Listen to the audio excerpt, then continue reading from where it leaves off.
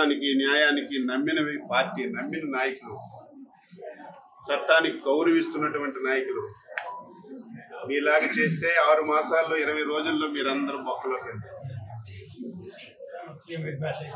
20 రోజుల్లోనే బొక్కలో వేద్దాం.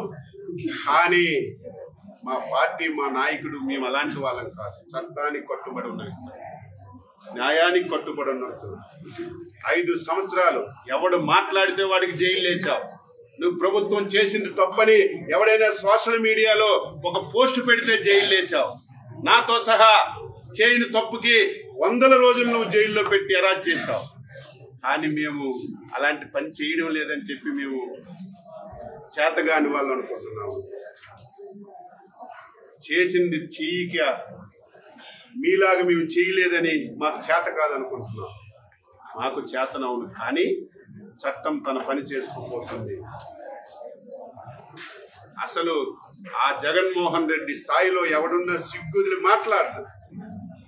అసలు నిద్రలకు పడుతుందో ఆయన చేసిన అవినీతి అక్రమాలు. నిన్న లేదు మొన్న మీరు చూశారు. నేను మొన్నటి వరకు జగన్మోహన్ రెడ్డి అవినీతి ఒక ఆంధ్రప్రదేశ్, భారతదేశం అనుకున్నాను. ఈరోజు అమెరికా వరకు వెళ్ళిపోయింది. ఈరోజు బొత్స సత్యబాబు గారు అంటున్నారు, సత్యబాబు మేమంట ట్రూ ఆఫ్ ఛార్జెస్ పెంచేసి కరెంట్ ఛార్జీలు పెంచామంట. వాస్తవం పెరిగాయి. ఈ పాపం ఎవరిది? ఈ పాపం ఎవరిది? మీ ముఖ్యమంత్రి నువ్వు కేబినెట్ లో ఉండేటప్పుడు ఏదైతే రెగ్యులేటర్ కమిషన్ ఉందో రాష్ట్ర ప్రభుత్వం 3 సంవత్సరాలు ట్రూ ఆఫ్ ఛార్జెస్ పెంచుకోండి అని తెల్ల కాగితం మీద సంతకం పెట్టి నువ్వు ఇచ్చావు. నువ్వు ఇచ్చిన పాపానికి ఈరోజు ట్రూ ఆఫ్ ఛార్జీలు పెంచవలసినటువంటి పరిస్థితి వచ్చింది. తగ్గించడానికి చేతల్లో లేదు. అది ఒక రాజ్యాంగ సంస్థ. ఒకసారి రాష్ట్ర ప్రభుత్వం కమిట్ అయితే వెనక్కి తీసుకోవడానికి లేదు. చాలా ప్రయత్నం చేశారు చంద్రబాబు నాయుడు గారు వెనక్కి తీసుకోవడానికి. అది మన చేతిలో లేదు. నువ్వు రాసి ఇచ్చేసావు తెల్ల కాగితం మీద సంతకం పెట్టి. అయినా సరే ఈరోజు సోలార్ పవర్ వస్తుంది, విండ్ పవర్ వస్తుంది, పంపింగ్ స్టోరేజ్ వస్తుంది. ఇవన్నీ ఉపయోగించి రేపు భవిష్యత్తులో రేట్లు పెంచకుండా చెయ్యాలని చంద్రబాబు నాయకత్వంలో చేసిన తప్పులన్నీ నువ్వు చేసి నంగనాశిలాగా తెలియనట్టుగా మాట్లాడు. ప్రజల అమాయకులా? ఏది ఏమైనా సరే ప్రజలందరికీ 6 మాసాల్లో ఎవరు ఊహించిన విధంగా ఈరోజు అనేక కార్యక్రమాలు చేస్తాం. ఇంకా మంచి మంచి కార్యక్రమాలకు ప్లాన్ చేస్తున్నాం. ఇవన్నింటితో పాటుగా మాటిస్తున్నాం. ఏదైతే ఎన్నికల్లో సూపర్ 6 అని హామీలు ఇచ్చాము, ఒక్క హామీ కూడా విడిచిపెట్టకుండా అన్ని పూర్తి చేస్తాం. అది ఒక రోజు ఇటు అవ్వచ్చు, ఒక రోజు అటు అవ్వచ్చు. ఏది మిగిల్చావు? ఇక్కడ జీతాలు ఇవ్వడానికి ఉద్యోగస్తులు అందరూ ఉన్నారు. ఒక్క రోజు 1వ తారీఖున జీతం ఎవరికైనా అందిందా? జీతాలు ఇచ్చాం. నాయకులందరూ మాట్లాడుతున్నారు 6 మాసాల్లో ఈ ప్రభుత్వం ఏమీ చేయలేదని. అసలు మీరు రాజకీయ నాయకుల ఏదో మాట్లాడాలని చెప్పి మాట్లాడుతున్నారా? ఈ ప్రభుత్వం ఏ పరిస్థితిలో ఏర్పడిందో ప్రతి ఒక్క పౌరుడికి తెలుసు. 6 మాసాల్లో ఎవ్వరూ ఊహించలేదు ఇంత తొందరగా ఈ రాష్ట్రాన్ని గాడిలో పెడతారని. మళ్ళీ వ్యవస్థలన్నీ కూడా గాడిలో పెట్టి ముందుకు తీసుకెళ్తారని ఎవరు ఊహించలేదు. ఈరోజు ఒక సమర్థవంతమైనటువంటి నాయకుడు ఉండేవాళ్ళం. ఈరోజు కేంద్ర ప్రభుత్వం కొంత సహకారం అందిస్తుంది కాబట్టి మనం వెంటిలేటర్ నుంచి ఆక్సిజన్ లోకి వచ్చాం. 6 మాసాల్లో ఏం చేశారు? 6 మాసాల్లో మీ హయాంలో ప్రజలు బిక్కును బతికారు. బయటికి వచ్చి మాట్లాడాలంటే భయపడ్డారు. మీరు చేసినటువంటి అవినీతి అక్రమాలు చెప్పాలంటే భయపడ్డారు. ఈరోజు మేము వచ్చిన తర్వాత మళ్ళీ ప్రజలకి స్వాతంత్రం వచ్చిందని చెప్పి నేను తెలియజేస్తున్నా. వాక్ చాతుర్యాన్ని ఇచ్చాం. ప్రతి ఒక్కరు మాట్లాడుతున్నారు ఈరోజు. దీంతో పాటుగా ఈ 6 మాసాల్లో నేను ఊహించలేదు 3000 పెన్షన్ 4000 చేస్తామంటే మీరు ఎగతాళి చేశారు. వాలంటీర్లు లేకుండా ఇస్తామంటే జరగదన్నారు. 2 మాసాలు ముందే ఇస్తామంటే ఇది ఎక్కడైనా జరిగిందని చెప్పి మీరు అన్నారు. ఇచ్చిన మాట ప్రకారం 2 మాసాల ముందే పెన్షన్ పెంచి వాలంటీర్లు లేకపోయినా వాలంటీర్లు ఇచ్చిన దానికంటే గంటన్నర ముందే ఇంటింటికి వెళ్ళి పెన్షన్ ఇచ్చే కార్యక్రమాన్ని తీసుకొచ్చావు. ఫ్రీగా ఇస్తున్నావా లేదా? ఇసుక ఈరోజు తెలుగుదేశం వాళ్ళు తినేస్తాం అంటున్నారు. నువ్వు ఇంకేం మిగిల్చావు? మొత్తం కుంభకోణంలా తినేసి ఇంకేమైనా మిగిల్చావు తెలుగుదేశం వాళ్ళు తినేయడానికి? ఈరోజు లిక్కరు దాన్ని తినేస్తున్నాడు. లిక్కరు సిగ్గుందా నీకు? 5 సంవత్సరాలు 50,000 కోట్లు లిక్కర్ మీద దిగమంగావు నువ్వు. 5,000 కోట్లు తయారు చేసినోడువు నువ్వే. తయారు చేసిన ప్లేస్ నుంచి కొట్టుకు పట్టుకెళ్ళినోడువు నువ్వే. కొట్టు పెట్టినోడువు నువ్వే. అమ్మినోడువు నువ్వే. నీకు అడిగాడు ఎవడైనా? మొత్తం దోచుకోండి. ఈ రోజు మేమంట ఏం తప్పు చేసావా? లాటరీలు వేయలేదా? ఒక విధానం పెట్టలేదా? ఇంకా రేపు భవిష్యత్తులో ఈ రాష్ట్రానికి అదృష్టం పట్టొచ్చు. విపరీతంగా మనకి పరిశ్రమలు వస్తున్నాయి. కొన్ని వేల లక్షల కోట్ల రూపాయలు పెట్టుబడులు వస్తున్నాయి. పరిశ్రమలు వస్తే ఉద్యోగాలు వస్తాయి, ఉపాధి వస్తుంది. దీంతో పాటుగా రాష్ట్రానికి ఆదాయం వస్తుంది.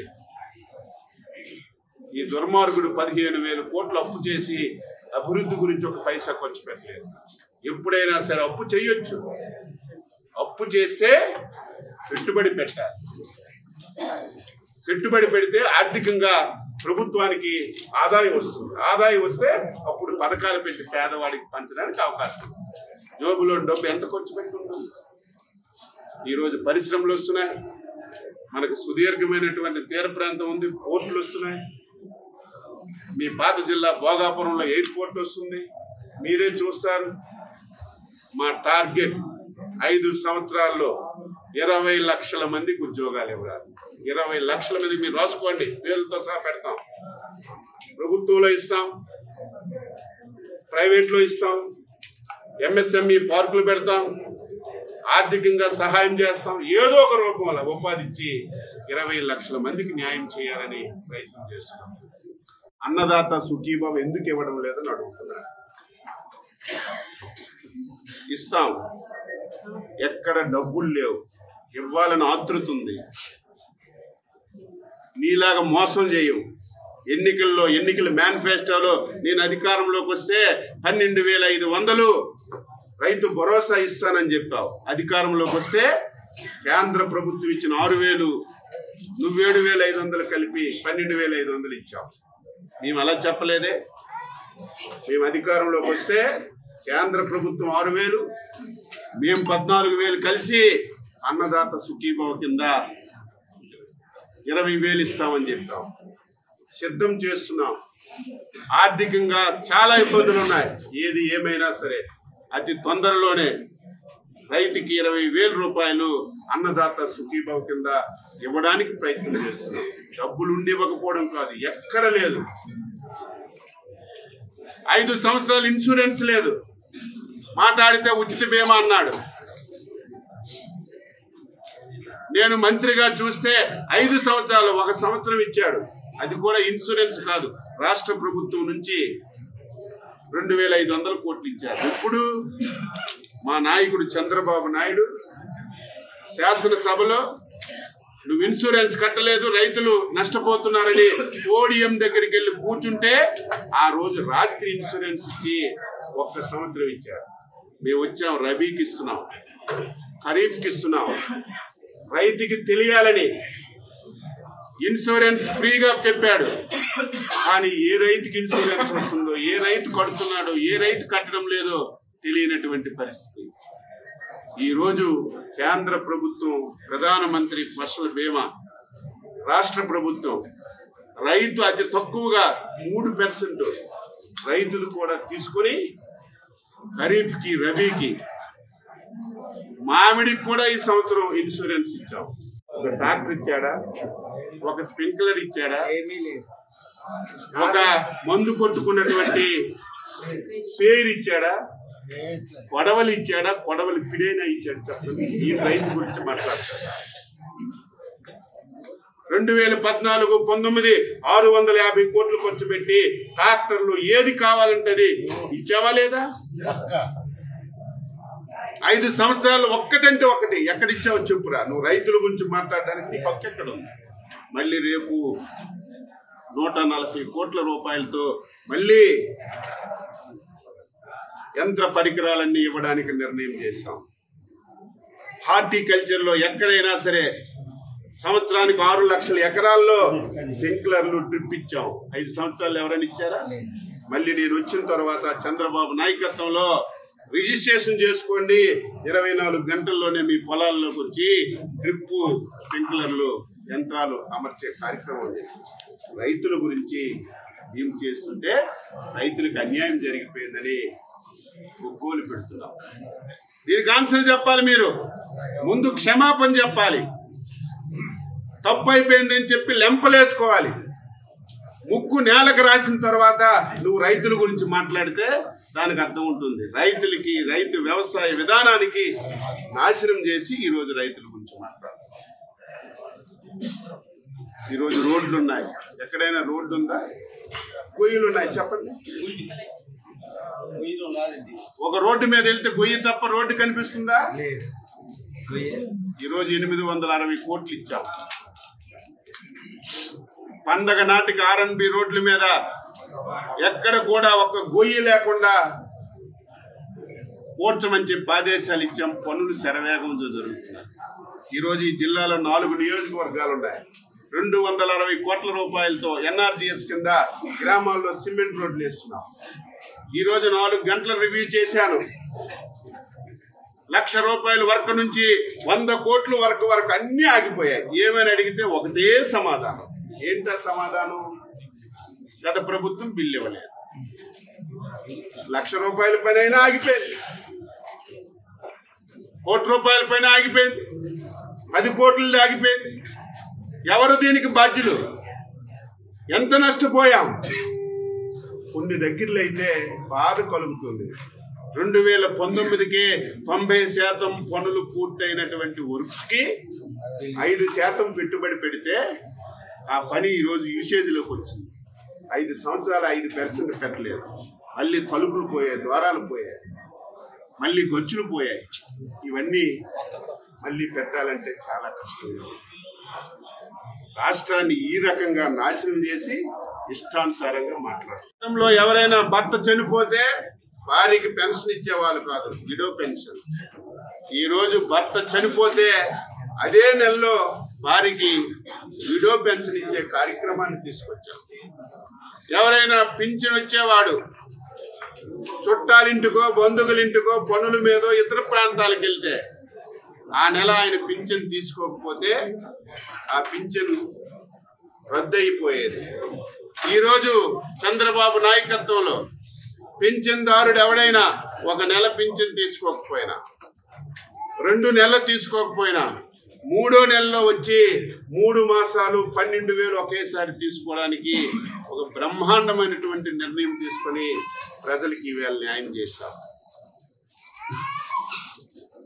అన్నా క్యాంటీన్లు పెట్టాం. నువ్వు తీసుకొచ్చినటువంటి ల్యాండ్ యాక్ట్ కూడా రద్దు చేశాం. ఈరోజు రైతులు రేపు ఎప్పుడో 15వ తారీఖున సిగ్గు లేకుండా రైతుల సమస్యల పైన వినతి పత్రాలు ఇస్తారట వైసీపీ పార్టీ వాళ్ళు. మీకు సిగ్గుందా? రైతుల గురించి మాట్లాడే నైతిక హక్కు మీకుందా? రైతుకి పూర్తిగా ఉరి తీసేశారు. ఏం చేశారు? ఆ డిపార్ట్మెంట్నే క్లోజ్ చేశారు. నేను ఈరోజు రివ్యూ చేశాను. 5 సంవత్సరాల్లో ఈ జిల్లాలో ఇరిగేషన్కు 1 పైసా ఖర్చు పెట్టలేదు. 5 సంవత్సరాల్లో రైతుకి 1 యంత్రం ఇవ్వలేదు. 5 సంవత్సరాల్లో ఇన్సూరెన్స్ ఇవ్వలేదు. ఏం చేసావు 5 సంవత్సరాలు? ఈరోజు సిగ్గు లేకుండా చంద్రబాబు నాయుడు గారు రైతులకి న్యాయం చేయలేదు. న్యాయం చేశాం. సకాలంలో విత్తనాలు ఇచ్చాం, ఎరువులు ఇచ్చాం, కౌలు రైతులకు కూడా ఈరోజు కార్డులు ఇచ్చి ఆర్థిక సహాయాన్ని చేశాం. ఇవన్నీ పక్కన పెట్టండి. గత ప్రభుత్వం ధాన్యం కొని 1600 కోట్లు రైతులకు అప్పులు పెట్టింది. మేము వచ్చిన తర్వాత 1600 కోట్లు నువ్వు పెట్టిన అప్పు బకాయిలు తీర్చావు. ఈరోజు ధాన్యాన్ని అరుస్తున్నారు, ధాన్యం కొండం లేదని. ఎక్కడ కొండం లేదు. ఈరోజు విజయనగరం జిల్లాలో ఎక్కడ ఒక్క రైతున ధాన్యం కొనలేదని ఎవరైనా రాగలరా? ధాన్యం అన్ని కొంటున్నాం. కొండమే కాదు, నేనైతే 24 గంటల సమయం పెట్టాను, కానీ 4 గంటల్లోనే ధాన్యం కొన్ని 4 గంటల్లోనే రైతుల అకౌంట్లో డబ్బులు ఇచ్చినటువంటి ప్రభుత్వం చంద్రబాబు నాయుడు ప్రభుత్వం, తెలుగుదేశం ప్రభుత్వం. మరిన్ని వీడియోస్ కోసం ఛానల్ ని సబ్స్క్రైబ్ చేయండి. లేటెస్ట్ అప్డేట్స్ కోసం వాట్సాప్ ఛానల్ ని ఫాలో అవ్వండి. ఆ లింక్ డిస్క్రిప్షన్ లో ఉంది.